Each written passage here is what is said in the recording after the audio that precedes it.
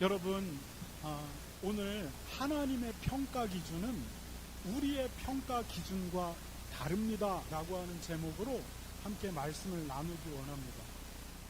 오늘 본문에서 야곱이 자기의 죽음을 준비하고 있습니다.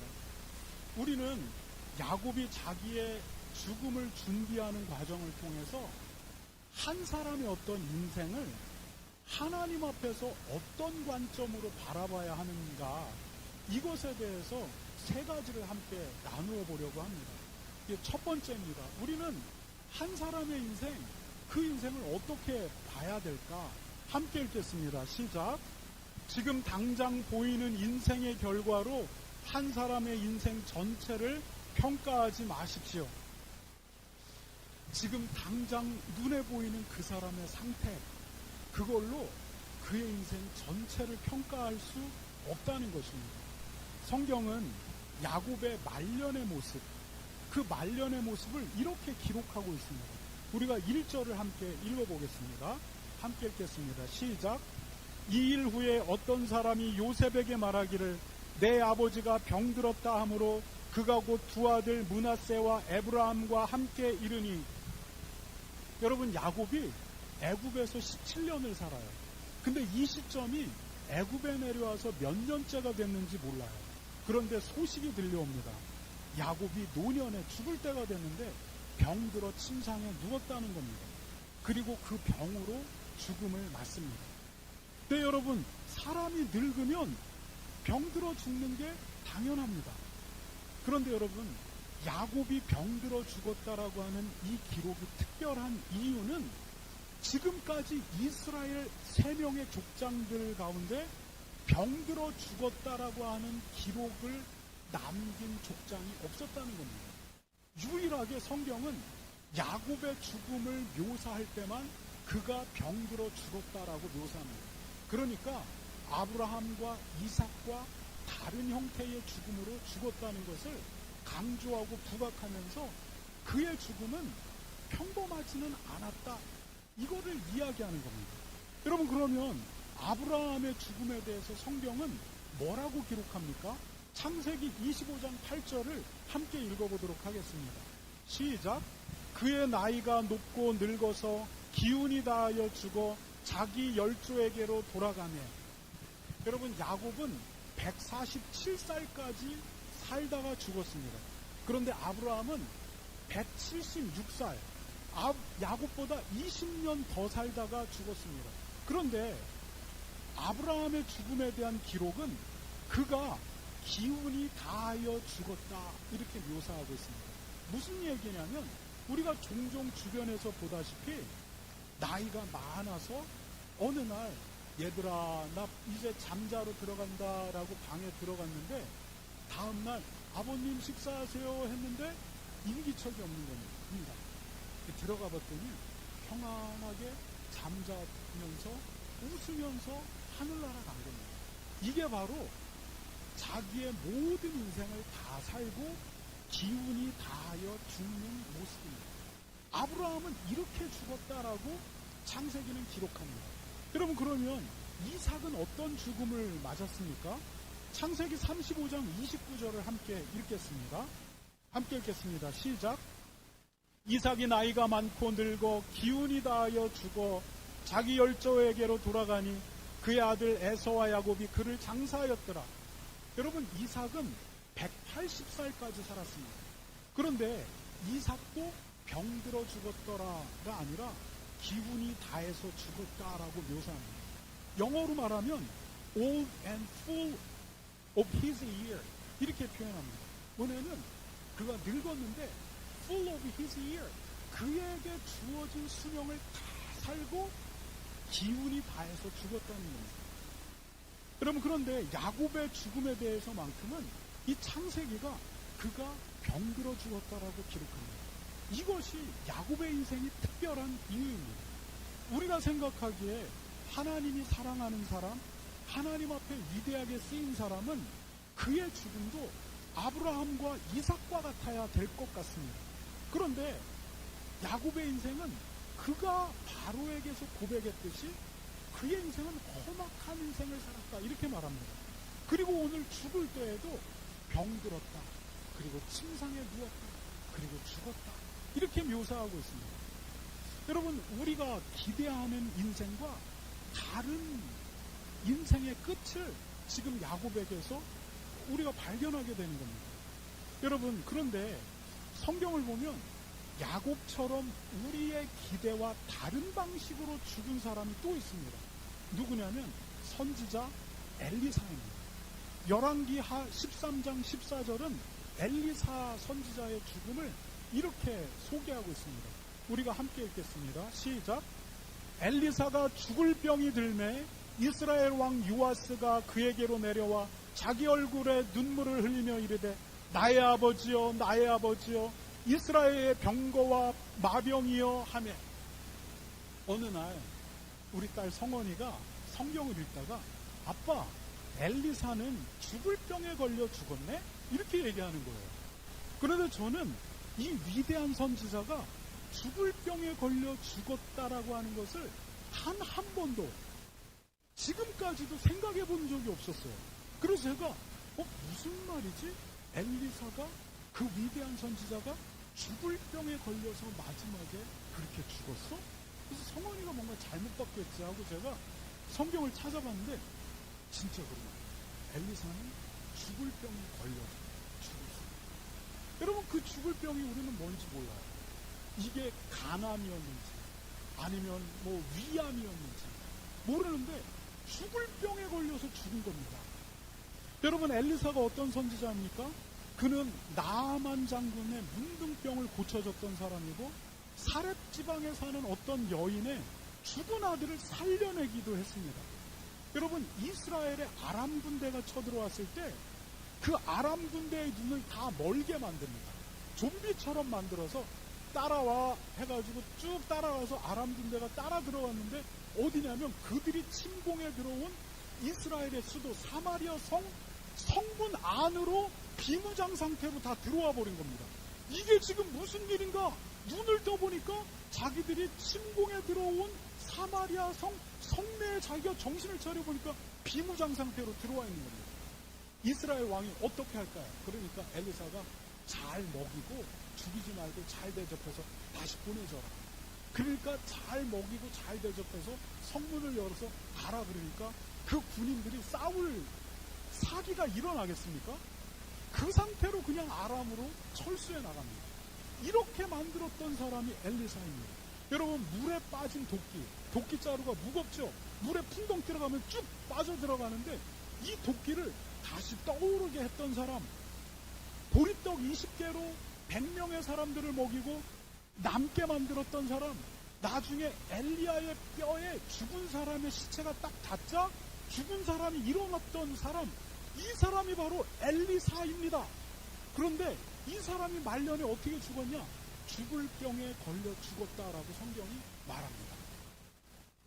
여러분, 우리는 죽을 병에 걸려서 죽는 사람을 보면 그 사람 복이 없다 이렇게 생각합니다. 더욱이 만약에 그가 하나님의 종이었는데 그랬다면 하나님이 그 사람을 심판했나? 아니면 하나님이 그를 떠났나? 이렇게 생각합니다. 여러분, 더욱이 야곱의 인생을 그의 마지막 죽음과 또 연결시킨다면 우리는 그가 하나님과 동행했고 하나님께 사용되었고 하나님께 사랑받았다라고 말하기가 참 힘듭니다. 우리가 보기에도 야곱은 대단한 인생도 살지 않았습니다. 그냥 내 인생 험악했다. 그리고 죽을 때는 아버지와 할아버지보다 한 20년, 25년 일찍 병들어 죽었습니다. 여러분, 그리고 야곱은 어떤 사람이었습니까? 욕심 많고 이기적이고 얍삽해요. 여러분, 얍삽한 사람들 얼마나 짜증납니까? 근데 얍삽해요. 그리고 고집세요. 고집센 사람들 얼마나 답답합니까? 여러분, 그리고 기회주의적인 사람이에요. 여러분, 그가 한 일이 무엇이죠? 그의 인생을 우리가 돌아보세요. 여러 명의 부인을 얻은 것, 이게 그가 가장 크게 남긴 족적입니다. 그 여러 명의 부인을 통해 많은 아들을 낳은 것, 이게 큰 족적입니다. 여러분, 그를 긍휼히 여긴다면 우리가 볼 수 있는 게 뭡니까? 부인을 너무 많이 낳다 보니까 그 안에 얽힌 여러 가지 일들 때문에 그 인생의 고난을 인내하며 산 것. 아들들을 너무 많이 낳으니까 그 속에서 얽히고 설킨 그 일 속에서 일어나는 고통을 인내하고 참으며 사는 것. 자기 인생의 그 부족함들 때문에 일어난 문제들 때문에 인내하며 사는 것. 여러분, 야곱이 한 일은 이게 전부입니다. 아브라함, 이삭과 같이 영적인 일을 한 게 하나도 성경에 기록되지 않습니다. 그런데 여러분, 훗날 성경의 역사는 이 야곱을 어떻게 기록하고 있습니까? 여러분, 지금의 이스라엘이라고 하는 나라를 이스라엘이라고 부릅니다. 여러분, 이스라엘이 왜 이스라엘입니까? 이스라엘은 야곱의 다른 이름입니다. 다시 말하면 지금 팔레스타인에 있는 저 민족, 유대 민족, 그들을 우린 이스라엘이라고 부르는데 그들을 야곱이라고 부르는 겁니다. 왜입니까? 그들을 형성한 직계 조상이 야곱이라는 것입니다. 하나님이 아브라함에게 내가 너를 택해서 민족을 만들고 그리고 이 민족으로 예수 그리스도가 나오게 하고 이 예수 그리스도로 모든 만민이 구원을 받게 하겠다, 복을 얻게 하겠다. 이 언약이 구체적으로 직접적으로 성취된 사람을 누구라고 일컫냐면 이 야곱이라고 칭하는 겁니다. 그로부터 이스라엘의 12지파가 나왔고 이 12지파로 말미암아 이스라엘이란 민족이 형성됐고 이 민족 안에서 메시아 예수 그리스도가 등장했고 이 메시아 예수 그리스도의 속죄를 통해서 우리 모두를 향한 복의 선포가, 아브라함을 향한 복의 선포가 성취됩니다. 성경은 야곱의 인생을 굉장히 중요하게 평가합니다. 하나님의 구속사에 정말 중요한 위치에 그를 딱 두고 있습니다. 우리가 보기에 그가 한 일은 여러 명의 아내 낳고 그 안에서 일어난 질투와 엮여있는 일들 때문에 지 스스로 혼자 인내한 것들, 애새끼 너무 많이 까질러 나가지고 그것 때문에 일어난 일들 때문에 고통을 인내하면서 산 것. 야곱의 인생은 그냥 살아간 인생밖에 없습니다. 그런데 성경은 그의 인생을 다르게 평가하고 있는 겁니다. 그의 인생은 험악했다. 그리고 병들어서 죽었다. 이렇게 이야기하는데 성경은 그의 인생이 의미 있고 그 인생이 하나님의 구속사에서 너무나 중요한 퍼즐 속에 놓여있다라고 평가하는 것입니다. 여러분, 우리는 한 사람의 인생을 평가할 때 그가 처하고 있는 현재의 모습으로 인생 전체를 평가합니다.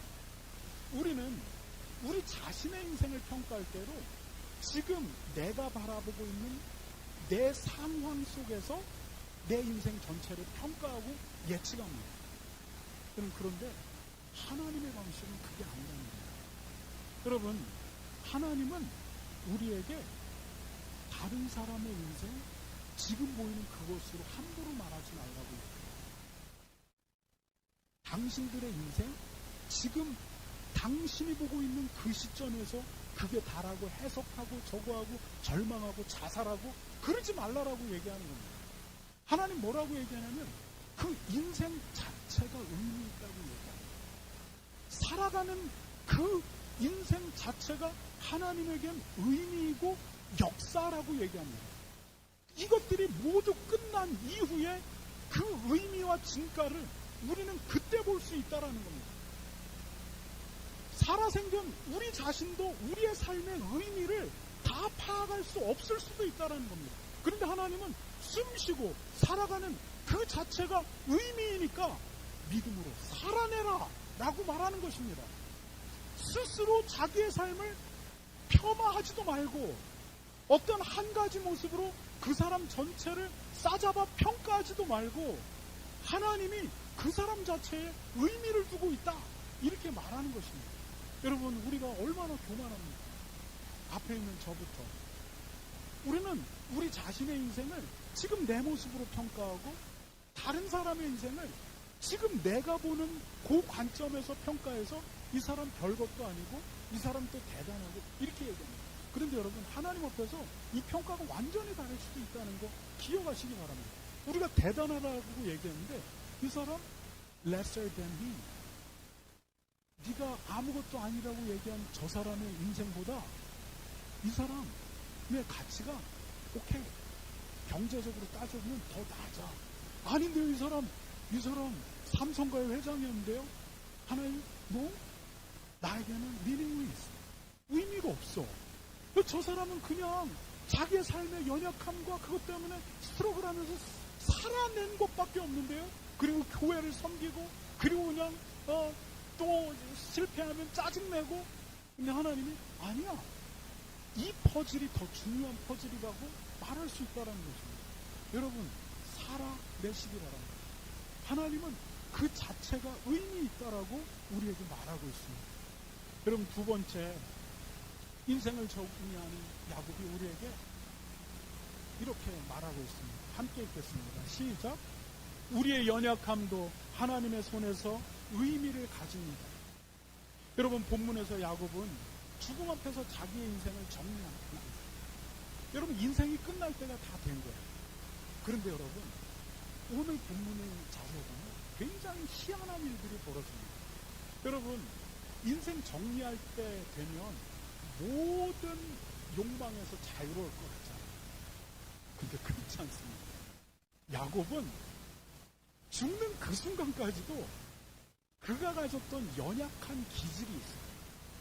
연약한 그 기질을 죽는 순간에 종합 세트로 다 드러내면서 죽습니다. 굉장히 희한해요. 여러분, 그거를 저는 세 가지로 정리하는데, 첫 번째는 그의 연약한 기질, 그게 뭐냐? 그의 첫 번째는 욕심입니다. 그는 갖고자 하는 것, 어떻게든 갖는 사람입니다. 그런데 그가 삶을 정리할 때쯤이면, 여러분, 착각하면 안 돼요. 착각하면 안 되는데, 죽을 때 되면 모든 것에서 초연해집니다. 아니에요.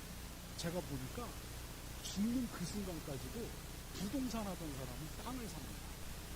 죽는 그 순간까지도 주식 투자하는 사람은 컴퓨터 앞에서 오늘 내일은 내년이 기약이 안 돼 있는 나이인데도 이거 5년 뒤에 오른다 그러면서 이걸 삽니다. 그런데 여러분, 야곱이 그런 일을 합니다. 야곱이 이제 병들어 침상에 눕게 됩니다. 그리고 그 소식이 아들 요셉에게 들려옵니다. 그러니까 아들 요셉이 아버지 죽기 전에 자기 애굽에서 나온 두 아들 보여준다고 에브라임과 므낫세를 데리고 아버지에게 갑니다. 그런데 야곱이 그 두 아들을 딱 보면서 뭐라고 이야기하냐면, 르우벤과 므낫세는 내 아들이다, 이렇게 얘기합니다. 이 말이 무엇입니까? 뭐냐면, 얘네가 내 후손이다라는 말이 아니라 말 그대로 야곱이 오늘부터 얘네는 내 아들이야, 요셉 네 아들이 아니야, 이렇게 얘기합니다. 그러면서 뭐라고 얘기하냐면, 이들이 이스라엘 12지파 안으로 들어와서 내 이름으로 칭해질 것이다 라고 얘기합니다. 그 므낫세와 에브라임이 내 후손으로 남는 것에 만족하지 않습니다. 얘네들 내 것이고 얘네들 내 아들이라고 칭해질 것이다 라고 하고 12지파 안으로 가입시켜버립니다. 여러분, 요 야곱이 다른 유다, 르우벤, 시몬, 레위 그 아들들에 대해서 이랬던 적이 없습니다. 그런데 요셉의 아들만 콕 집어서 이건 네 아들 아니고 내 아들 이렇게 취합니다. 그리고 자기 직계호적으로 딱 올려버립니다. 그래서 므낫세와 에브라임이 이 12지파 안으로 들어오게 됩니다. 여러분, 나중에 12지파에 요셉 지파는 없습니다. 그리고 레위 지파는 제사장 지파로 민수기 계수에서 빠져나갑니다. 그리고 12이 딱 남는데 이 두 공간을 메꾼 지파가 요셉의 두 아들 에브라임과 므낫세입니다. 야곱이 오늘 얘기한 대로 야곱의 아들이 된 겁니다. 그들이 이스라엘이 된 겁니다. 유다, 르우벤 누구도 그의 자식들 중에, 손자들 중에 이렇게 들어온 사람이 없는데 얘네만 딱 집어가지고 내 아들 네 거 아니야 이렇게 하는 겁니다. 왜 그렇게 했습니까? 왜냐하면 므낫세와 에브라임은 야곱과 거리감이 있습니다. 다른 모든 손자들은 가나안에서 태어났습니다. 그래서 야곱과 유대감을 가지고 있습니다. 그런데 에브라임과 므낫세는 애굽에서 태어났습니다. 그런데 더 중요한 건 뭐냐면 에브라임과 므낫세가 누구의 손자냐면 이집트 파라오 왕의 제사장 보디베라의 딸의 자손입니다. 여러분, 이 말이 뭐냐면 이 아이들은 지금 애굽 땅에서 귀족으로 살고 있는, 이스라엘과는 차원이 다릅니다. 여러분, 뭐라고 요셉이 이야기합니까? 뭐라고 얘기하냐면 이집트 사람들은 목축을 가증히 여긴다. 짐승 키우는 거 하찮게 여긴다는 겁니다. 그래서 목축하는 사람하고는 겸상을 안 합니다. 그래서 이스라엘과 요셉이 만날 때 상을 따로 차리죠. 겸상하면 부정탄다 생각합니다. 그래서 이스라엘이 애굽에 내려왔을 때 그들을 이제 이집트 중앙으로 내려오지 못하게 하고 외곽 람셋의 그쪽 경계를 지낸 게 그 이유입니다. 그런데 여러분, 이 므낫세와 에브라임은 총리의 아들이고 그 다음에 이집트 최고 왕권이 파라오와 그 다음에 제사장인데 제사장의 딸의 아들로 귀족으로 살고 있습니다. 이스라엘과는 지금 차원이 딱 다릅니다. 그렇기 때문에 이걸 그냥 놔두면 자연스럽게 이들과 이스라엘은 분리되게 되어 있습니다. 그런데 야곱이 어떤 사람입니까? 자기 손 안에 딱 들어온 거 놓칩니까? 안 놓칩니까?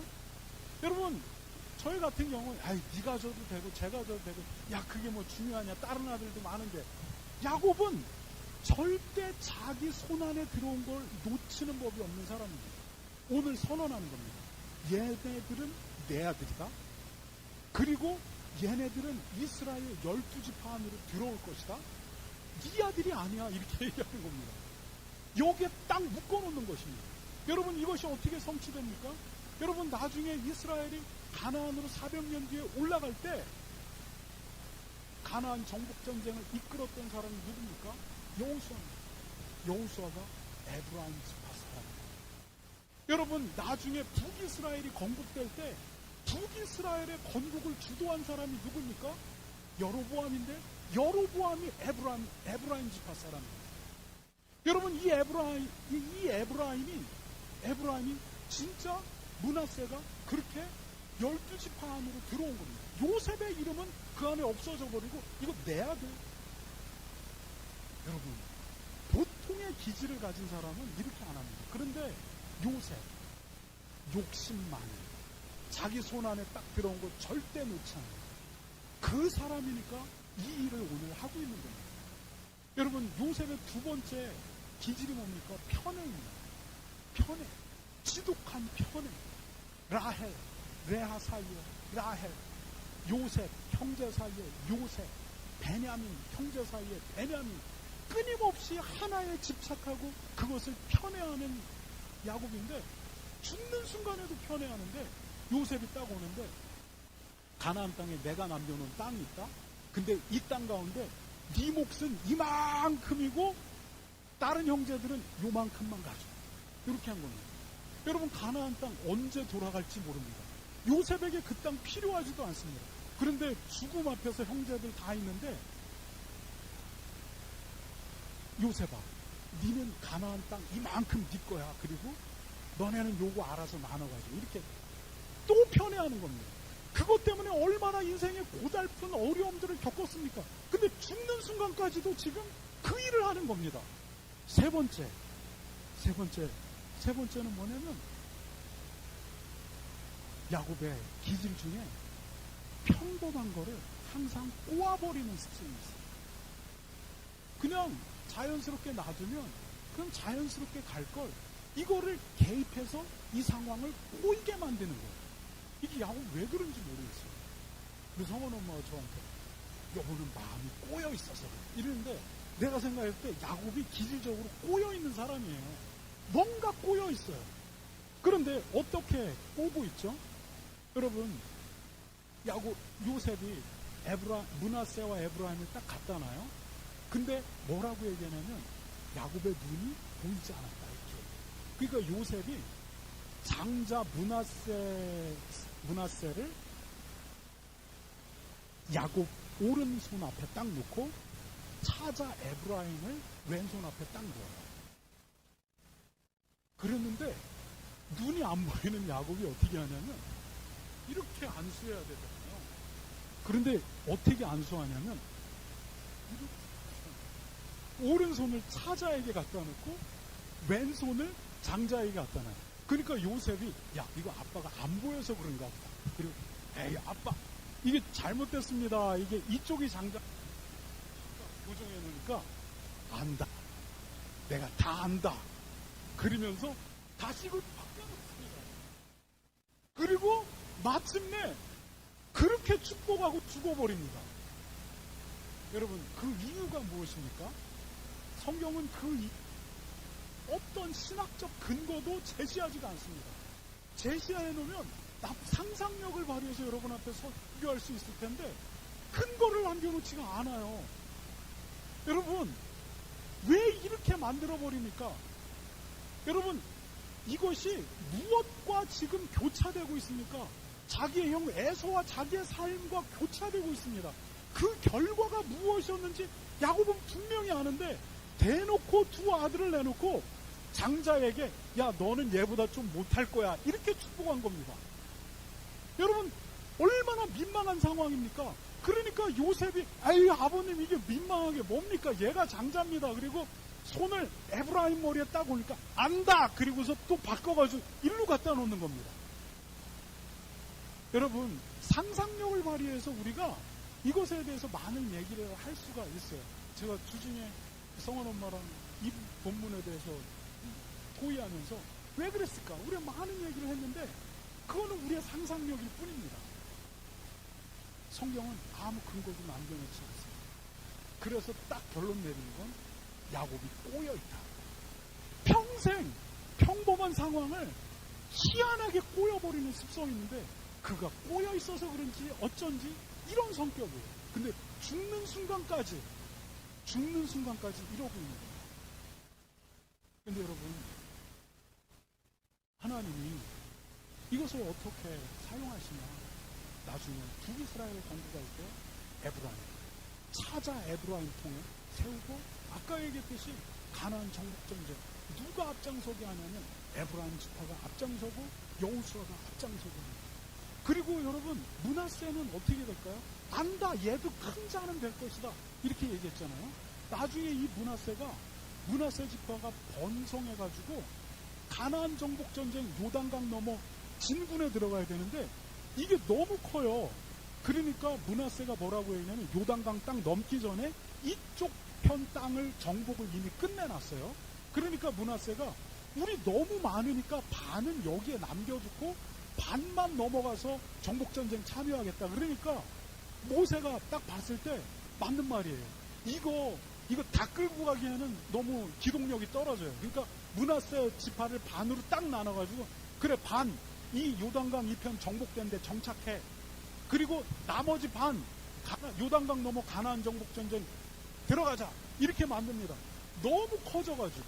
그런데 여러분 나중에 이스라엘이 국경이 생길 때 이게 무슨 역할을 하냐면 여러분 요단강 이편엔 여전히 모압 족속, 아모리 족속 이런 이스라엘을 위협할 수 있는 족속들이 이쪽에 살고 있습니다. 요단강만 넘으면 바로 가나안을 침공할 수 있는데 이쪽에 므낫세 지파를 딱 배치함으로써 적들의 완충 지역을 만드는 겁니다.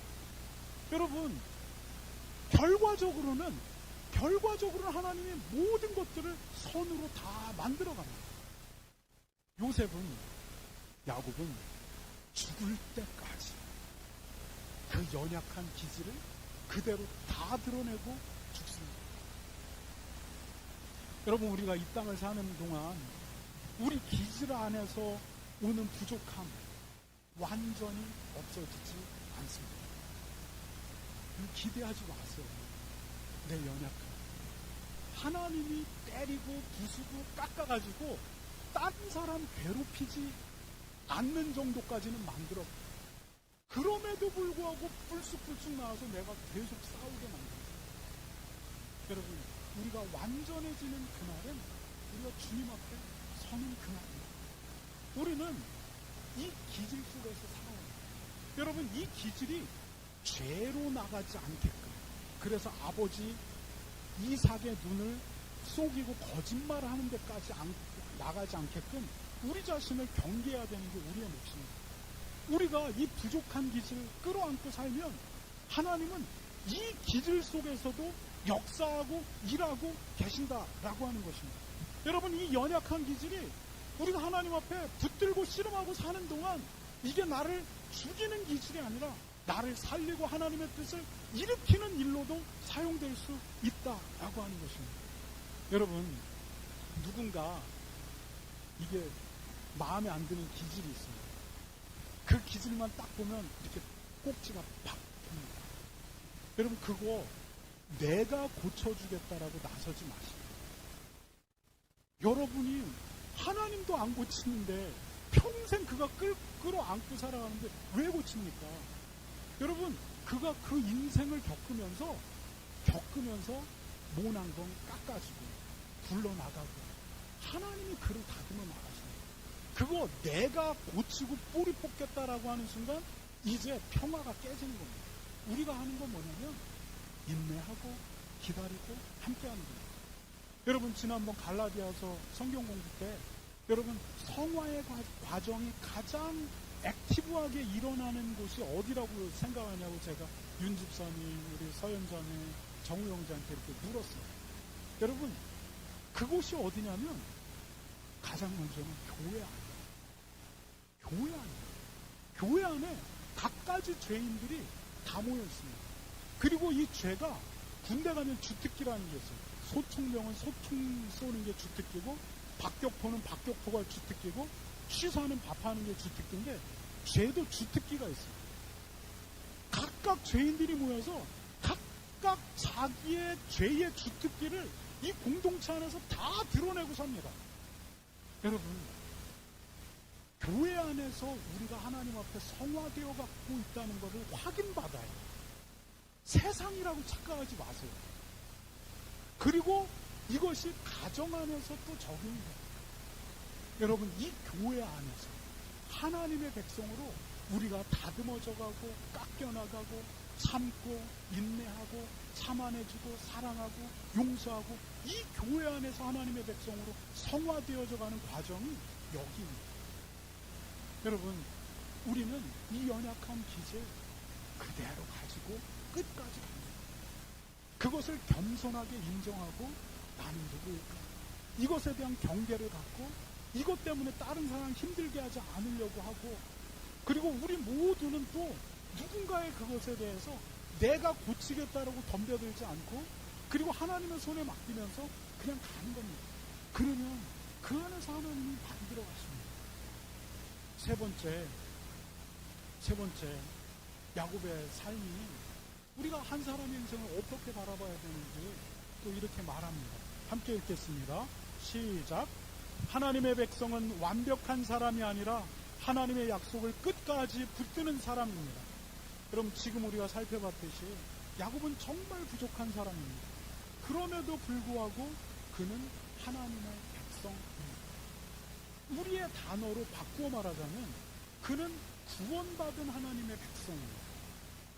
그 욕심쟁이가 구원받은 백성입니다. 그 거짓말쟁이가 구원받은 백성입니다. 그 속이는 사람이 구원받은 백성입니다. 지독히도 자기중심적인 그가 구원받은 백성입니다. 자신의 부족함으로 인해 많은 사람을 힘들게 했던 그가 구원받은 백성이라는 겁니다. 누구도 이것을 부정할 수가 없습니다. 여러분, 그런데 야곱이 어째서 하나님의 백성입니까? 왜냐하면 그가 하나님의 약속을 붙들었기 때문입니다. 여러분, 지난번 우리가 야곱 설교에서 에서는 믿음을 포기한 인생을 살았죠. 그러나 야곱은 부족해도 아버지 이삭과 할아버지 아브라함을 통해 주어진 하나님의 약속, 이것이 반드시 성취된다라고 믿고 이 약속을 붙들고 부족하지만 지금까지 살아왔고, 죽음에 들어서는 이 순간 요셉에게 내 허벅지 밑에 손을 넣고 너는 맹세해라. 무엇을요? 내 시신을 가나안에 매장해라. 왜요? 왜냐하면 이스라엘은 가나안 땅으로 다시 들어올 거기 때문에. 그걸 어떻게 확신합니까? 하나님이 말씀하셨으니까 확신하지, 이놈아! 그리고 이 유언을 남기고 맹세, 그러니까 네 아버지 맹세하겠습니다. 그리고 야곱이 죽고 진짜 가나안에 그 시체를 메고 올라가 장사지입니다. 여러분, 야곱이 끝까지 부족한 사람이지만 하나님의 약속을 믿었던 사람입니다. 그래서 그가 하나님의 백성입니다. 여러분, 누가 하나님의 백성입니까? 하나님의 말씀이 진리라고 믿는 사람이 하나님의 백성입니다. 하나님의 말씀을 하나님의 말씀으로 받아들이는 사람이 하나님의 백성입니다. 여러분, 누가 캐나다인입니까? 이 캐나다 헌법의 주권에 복종하는 사람이 캐나다인입니다. 여러분, 우리는 이렇게 이야기합니다. 나는 기독교인이야. 그런데 나는 성경은 안 믿어. 왜냐하면 잘 봐라. 성경에 보면 본문 비평에 보면 모세오경 편집되어 있는데 그건 다 사람이 그냥 2차 지차해서 만든 거야. 그래서 나는 뭐 성경 그게 하나님 말씀 믿지는 않아. 근데 난 그리스도인이야. 여러분, 그는 하나님의 백성이 아닙니다. 그는 하나님의 백성은 하나님의 말을 믿습니다. 여러분, 예수님이 뭐라고 얘기하시냐면 내 양은 내 음성을 듣는다. 이렇게 얘기합니다. 하나님의 백성은 하나님의 말씀이 진리인 걸 믿습니다. 야곱은 부족하지만 이것을 믿었어요. 그래서 가나안에서 내려올 때 하나님 앞에 내려가도 되는 거예요. 왜냐하면 가나안에 하나님의 약속이 있는데 내가 이집트로 내려가기 맞는 거예요. 갈등했고 하나님이 내려가라고 했을 때 내려왔고 여기에서 죽을 때 나 가나안으로 올라간다. 왜냐하면 니들이 반드시 올라올 것이기 때문입니다. 약속 믿는 거예요. 여러분, 성경은 누가 구원받은 하나님의 백성이라고 말합니까? 로마서 이제 아브라함을 통해 성취된 메시아 언약을 바탕으로 성경은 이렇게 얘기합니다. 로마서 10장 10절을 한번 읽겠습니다. 시작. 사람이 마음으로 믿어 의에 이르고 입으로 시인하여 구원에 이르느니라. 여러분, 구원은 어떻게 받느냐? 마음으로 믿는다. 무엇을 말입니까? 하나님의 약속을. 하나님의 약속이 무엇입니까? 사도행전 16장 31절입니다. 함께 읽겠습니다. 시작. 이르되 주 예수를 믿으라. 그리하면 너와 내 집이 구원을 받으리라. 무엇을 믿어야? 주 예수를 믿으라. 그리하면 너희가 구원을 받는다. 주 예수님을 왜 믿어야 합니까? 요한복음 3장 16절은 이렇게 말합니다. 함께 읽겠습니다. 시작. 하나님이 세상을 이처럼 사랑하사 독생자를 주셨으니 이는 그를 믿는 자마다 멸망하지 않고 영생을 얻게 하려 하심이라. 하나님이 독생자 예수를 이 땅에 보냈고 구원받을 수 없는 죄인인 우리의 죄값을 그분이 십자가에서 대신 치르게 하셨고 그것을 믿는 사람들에게 죄 없다라고 선언해 준다고 약속했고 이 약속을 믿어서 예수 그리스도에게로 온 사람들 그가 구원받았다라고 말하는 겁니다. 여러분, 그러니까 어떤 사람이 이렇게 얘기합니다. 아니에요. 우리는 하나님이 원하는 스탠다드에 다 우리 스스로 열심히 노력해서 모든 율법의 기준을 다 맞춰야 합니다. 그래야 되지 않을까요? 모든 종교가 다 그렇게 얘기합니다. 그런데 에베소서 2장 8절 9절은 이렇게 말합니다. 함께 읽겠습니다. 시작. 너희는 그 은혜를 인하여 믿음으로 말미암아 구원을 받았나니 이것은 너희에게서 난 것이 아니요 하나님의 선물이라. 행위에서 난 것이 아니니 이는 누구든지 자랑하지 못하게 함이니라. 너희의 구원은 행위에서 말미암았지 않았다. 너희가 11조 잘하고 헌금 철저히 했고 예배 꼬박꼬박 나와서 그래서 내가 너를 구원해 주지 않았다. 구원은 그것으로 가능하지 않다. 네가 얼마나 불완전한 사람이냐, 네가 얼마나 죄인이냐, 그딴 것으로 너가 완전하다라고 하나님 앞에 구원받을 수 있다고 믿는다고? 그렇지 않다. 너의 구원은 은혜로 말미암는 것이다. 은혜가 뭐냐? 하나님이 예수 그리스도 아브라함으로부터 약속한 그 한 씨 예수 그리스도 보내주셨고 그분이 너의 죄값 치르게 하셨고 그 예수 그리스도의 십자가 뒤에 숨을 때 하나님이 너 의롭다라고 땅땅땅 은혜로 칭해주겠다. 그래서 구원받는다. 이렇게 이야기하는 겁니다. 여러분, 우리 모두가 부족한 사람입니다. 그런데 이 약속을 믿고 붙들고 있기 때문에 그는 하나님의 백성인 것입니다. 여러분, 하나님의 평가는 우리의 평가와 다릅니다. 하나님은 완벽한 사람이 내 백성이라고 말하지 않고 하나님의 약속 붙들고 이 세상 끝까지 가는 사람, 그가 내 백성이라고 말합니다.